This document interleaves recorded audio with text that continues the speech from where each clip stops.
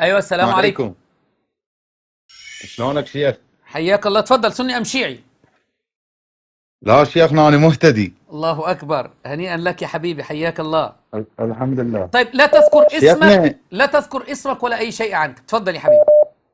نعم. اتفضل. شيخنا الشيعة ذكروا بالقرآن وين؟ بسورة الفرقان الآية 30. ايه، طب ثواني. اقراها شيخنا. اقرا، اتفضل. انت اقراها شيخنا، انا يعني مو قرايتي مو الفرقان قوية، الآية دا رقم اتدرب. 30. أعوذ بالله من الشيطان اي الرجيم. أنت تقصد وقال الرسول يا رب وكذلك جعلنا. اي وقال الرسول، لا، صح؟ وقال أي الرسول. والله، أي اي ورب الكعبة، صدقت صدقت. وقال الرسول اقراها يا شيخنا. رب.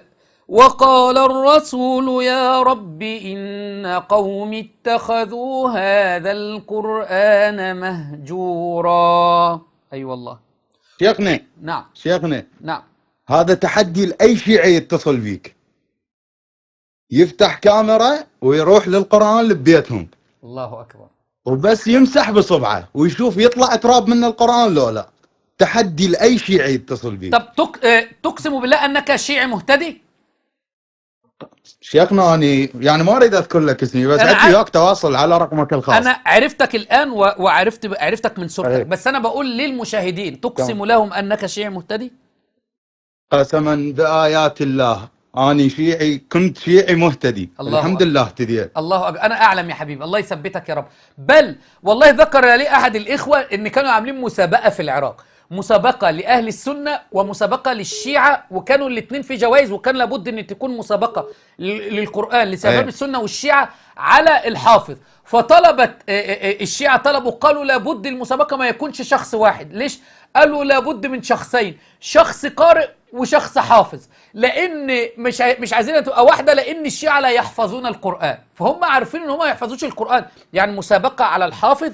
فطلب الشيعة من اهل السنة ان تكون المسابقة لاثنين، الحافظ والقارئ، لان علماء الشيعة يعلمون انهم لا يحفظون القرآن ولا اتباعهم يحفظون القرآن فعلا.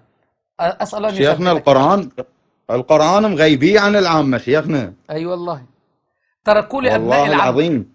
انت عارف حبيبي، الآية اللي بعديها اللي انت قلت لي عليها والله ايضا تأتي على الشيعة. الله سبحانه وتعالى قال وكذلك جعلنا لكل نبي عدوا من المجرمين ورب الكعبة الاثنى عشرية أعداء للنبي صلى الله عليه وسلم.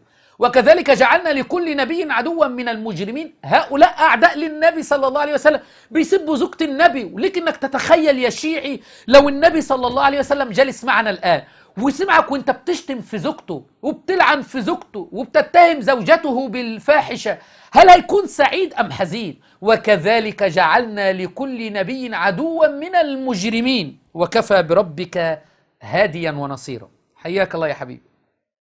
حياك الله شيخ. جزاك الله خير على هذا تسلم. الاتصال، بارك الله فيك، شكرا اهلا الله لك. اهلا فيك. شكرا الله لك.